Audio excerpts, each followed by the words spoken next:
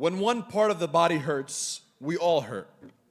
How does the situation in Pakistan with Imran Khan have an impact on our ummah and in Palestine in particular?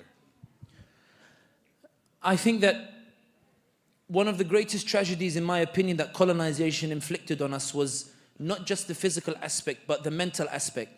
What colonization did was it disconnected us as a body, it tore our limbs from each other, and our memories became disconnected from each other.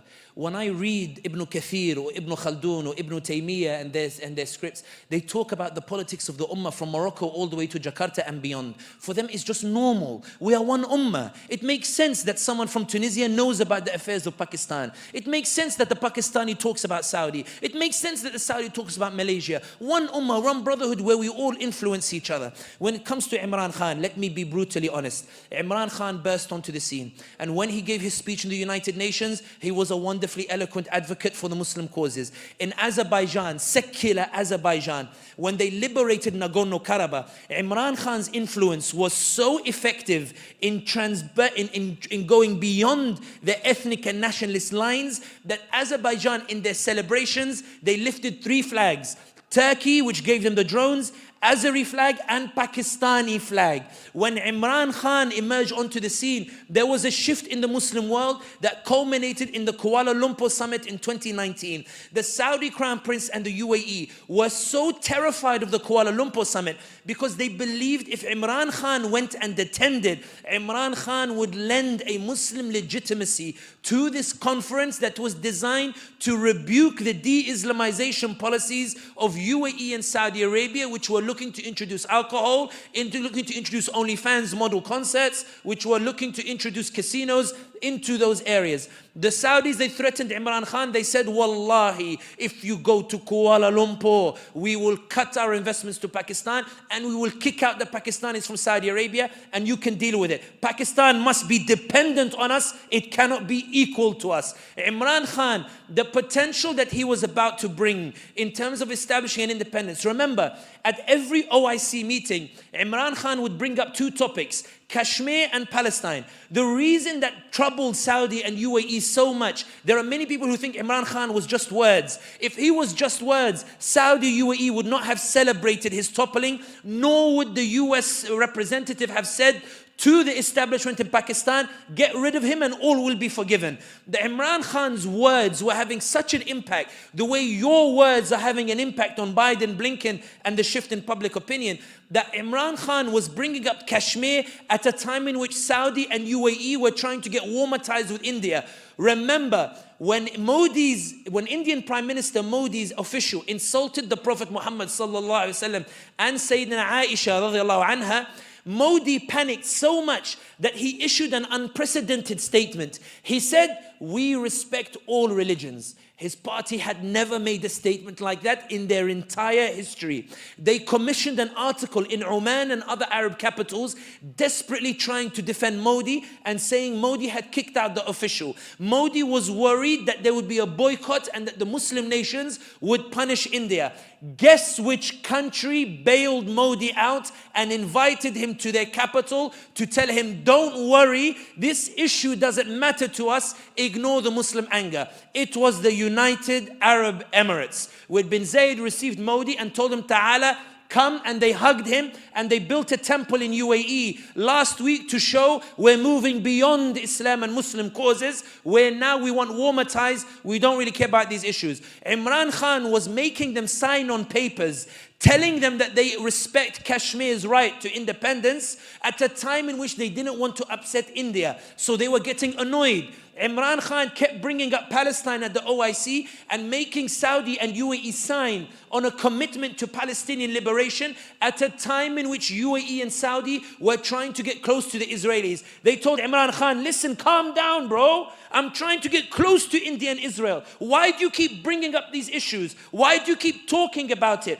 The Saudis were getting them not to talk about it. We brought Iggy Azalea and Shakira and Mariah Carey to get them to forget about Palestine, Kashmir. Why are you bringing it up in the OIC? The UAE said we're building casinos and the like to make them forget about Palestine and Kashmir. Relax, why do you keep talking about it? Take a few million and shush. And Imran Khan said, I'm not gonna shush. Then Imran Khan made the greatest crime in Pakistan.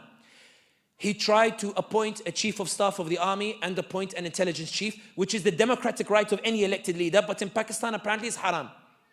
It's la yajuz. So they panicked and they kicked him out of power. When they kicked him out of power, you who believe yourselves to be ordinary, do you know why they couldn't arrest him? Because thousands of Pakistanis took to the streets. They tried to arrest him in Zaman Park, they couldn't do it.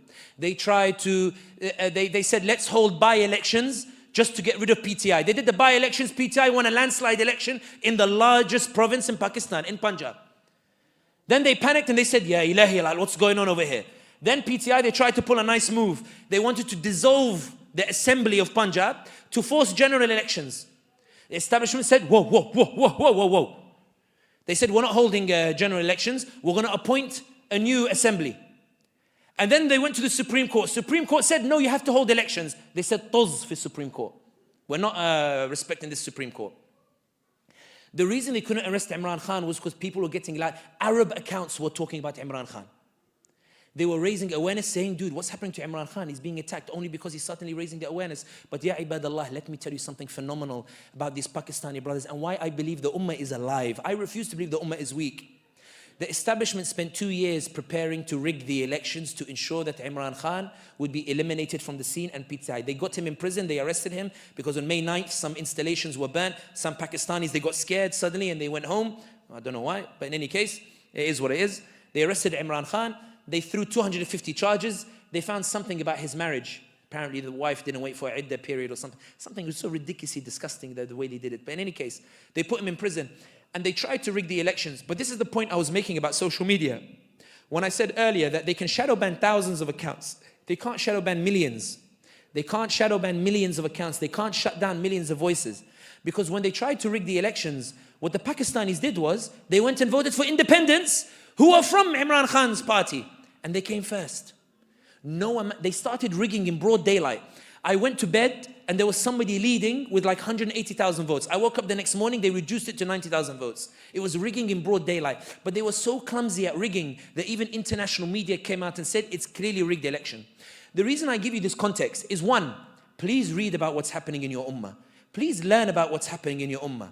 Please start to take an interest in the communities in your ummah. Please learn to talk about your ummah the way you talk about American football or basketball or the like. Please learn about your ummah and learn about it. But also, in my opinion, if Imran Khan was in power, I think there'd be a much louder voice for Palestine. I think if Imran Khan was in power, there would be a greater shift in the Muslim world that Erdogan would be encouraged to pursue as well. So would Malaysia and the like. I think that Imran Khan in those 3 years showed what the potential huge change can happen in the Muslim world. That's why I believe he was toppled. But more than anything else, it's not just about Imran Khan. What we're seeing in Pakistan is a revolution by the people to push back against an establishment, to say to them absolutely clear, Pakistan was not supposed to serve an establishment, it was supposed to serve the Pakistani people. And for those who say, Sami, but all this is just Pakistan, what does it have to do with me? Ibadallah, I'm proof of it. I'm an Arab. The reason I know so much of what's happening in Pakistan, including the fact they kidnapped a guy called Usman Dar for 20 days. And then he pops up after 20 days on TV and says, Imran Khan told me to go burn military installations. So like clumsy the way they did it. Why does an Arab know this? Because Imran Khan's message resonated. Why does an Arab know this? Because Imran Khan made Pakistan relevant to us. Imran Khan showed us a vision where Pakistan is a key part of the ummah. And I, as a Muslim who resonates with the ummah, I said, you know what actually, Sumaya, do you think it's worth going to Hanza Valley? Why don't we go visit Islamabad and Karachi? Why don't we go put our money in Pakistan? Imran Khan sounds like he's got some good ideas like to bring the Muslims together. Let's go and support him. We won't go to, Switzerland or the like. Let's go and see what Pakistan is like. He was shifting the way that we thought about Pakistan, shifting the way that we thought about the ummah. And that's why, ya ibadallah, let no one ever tell you that words don't matter. Let no one ever tell you that symbolism doesn't matter. Let no one ever tell you that words doesn't matter, because it does, because it affects change and it causes a shift that results in a series of consequences that results in new opportunities. Pakistan now is in a battle. They are desperately trying to make sure that Imran Khan doesn't form a government. They tried to get the two parties who were the beneficiaries of the rigging to form an alliance. There are people who won because of rigging, who have resigned their positions openly saying, I won because of rigging, I don't want to take my position like that. Pakistan is in chaos. If you want to do something for Pakistan, go and tweet about it. Go and talk about it. Go and raise awareness about it. Go and lend your voice to them. For wallahi, your voice is what upsets the establishment, because they've been humiliated so much so that the US, which was happy to see Imran Khan topple, has issued a statement saying that it's expressing concern about what's happening in Pakistan. They're not actually concerned. They are rather trying to leave a way open in case Imran Khan comes back to power. There's a chance that he might. But the ummah needs to rally. The same way that you saw you can make a difference on Gaza, you can make a difference on any issue related to the ummah. Learn about Sudan. Learn about Pakistan. Go and learn it. You learn about so many other things. What's stopping you from going to learn and teaching your kids that these things matter? For wallahi, these borders are artificial. The ummah is one. And the proof is that Allah, in the history of Islam, the liberation of Al-Quds was done by Umar al-Khattab, the Arab, and by Salah ad-Din, the Kurd, and Constantinople fell to the Turk.